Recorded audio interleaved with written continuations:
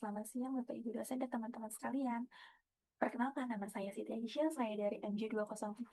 Pada kesempatan kali ini, saya akan menjelaskan perihal mapping statistika ekonomi dan bisnis yang terdiri dari 5 materi utama.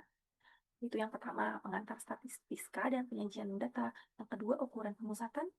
Yang ketiga, ukuran lokasi. Yang keempat, ukuran penyebaran. Dan yang kelima, skewness dan kurvasis.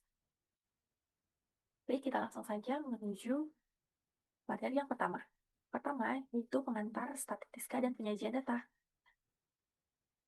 Statistika adalah ilmu yang mempelajari cara pengumpulan, mengolah, menganalisis, dan menyajikan data untuk membantu pengambilan keputusan. Sedangkan statistik adalah hasil dari pengolahan data tersebut, misal nilai rata-rata, tabel, atau grafik. Dan dalam statistika sendiri terdapat dua jenis, yaitu pertama statistika deskriptif atau statistika inferensial. Dan yang kedua, statistika deskriptif digunakan untuk menggambarkan data yang dimiliki, contohnya membuat tabel, grafik, atau menghitung nilai rata-rata. Sedangkan statistika inferensial digunakan untuk menarik kesimpulan dari sampel terhadap populasi. Data juga dibagi menjadi dua jenis ya, yaitu data kualitatif dan juga data kuantitatif. Data kuantitatif adalah angka, misalnya jumlah transaksi atau pengeluaran pelanggan.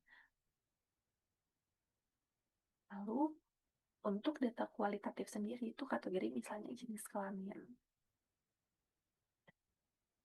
Agar mudah dipahami, data dapat disajikan dalam bentuk tabel, distribusi frekuensi, diagram batang, diagram lingkaran, histogram maupun poligon frekuensi.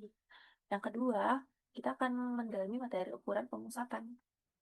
Ukuran pemusatan sendiri adalah digunakan untuk mengetahui nilai yang memiliki keseluruhan data. Terdapat tiga ukuran pemusatan, yaitu yang pertama, mean, yang kedua, median, yang ketiga, modus. Mean sendiri adalah nilai rata-rata dihitung dalam menjumlahkan seluruh data, kemudian dibagi menjadi banyak data. Untuk median sendiri adalah nilai tengah setelah data diurutkan. Dan yang ketiga, modus itu nilai yang paling sering muncul. Tiga, kita akan mendalami materi itu adalah ukuran lokasi. Ukuran lokasi digunakan untuk mengetahui posisi suatu data dalam kelompok data. Ukuran lokasi terdiri dari kuartil, desil, dan juga persentil. Kuartil membagi data menjadi 4 bagian, desil membagi data menjadi 10 bagian, dan juga persentil menjadi data 100 bagian. Contoh, jika suatu nilai berada pada persentil ke-90, nilai tersebut lebih tinggi daripada 90% data lainnya. Lalu yang keempat, materinya adalah ukuran penyebaran. Jika ukuran pemusatan menunjukkan pada pusat data, ukuran penyebaran menunjukkan seberapa jauh data dan menyebar dari pusatnya. Beberapa ukuran penyebaran yang sering digunakan adalah range, variance, standar deviasi, dan juga covariance variasi. Oke, range sendiri merupakan selisih antara data terbesar dan juga terkecil. Sedangkan variance dan juga standar variance sendiri digunakan untuk mengukur tingkat keragaman data.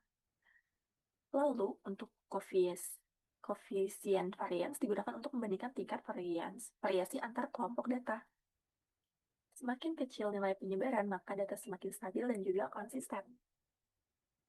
Lalu, untuk materi terakhir atau materi yang kelima adalah skewness dan kurtosis. Untuk skewness atau kebencangan digunakan untuk melihat apakah distribusi data miring ke kanan atau miring ke kiri atau simetris. Jika data miring ke kanan disebut skewness positif, untuk data yang cenderung miring ke kiri disebut skewness negatif, dan jika bentuknya seimbang disebut simetris. Selanjutnya, kurtosis digunakan untuk melihat tingkat kemungkinan distribusi. Kurtosis terdiri dari leptokurtik, mesokurtik, dan juga letikurtik. Untuk leptokurtik memiliki puncak yang tinggi. Mesokortik menyerupai distribusi normal, sedangkan letikotik memiliki puncak yang lebih rendah dan data lebih menyebar. Jadi, hubungan antar konsep kelima materi ini saling berhubungan dalam proses analisis data tentunya. Prosesnya dimulai dari pengumpulan data, penyajian data, setelah itu digunakan untuk ukuran pemusatan, mengetahui nilai rata-rata dan nilai tengah tentunya.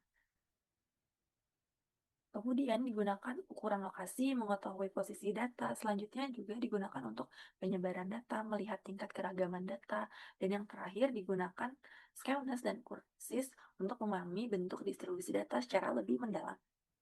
Dengan memahami seluruh konsep tersebut, perusahaan atau organisasi dapat mengambil keputusan yang lebih tepat berdasarkan data yang dimiliki. Demikian presentasi saya mengenai mind mapping statistika ekonomi bisnis 1 dari sesi 1 sampai sesi 5. Terima kasih atas perhatian Bapak dan Ibu dosen serta teman-teman sekalian. Wassalamualaikum warahmatullahi wabarakatuh.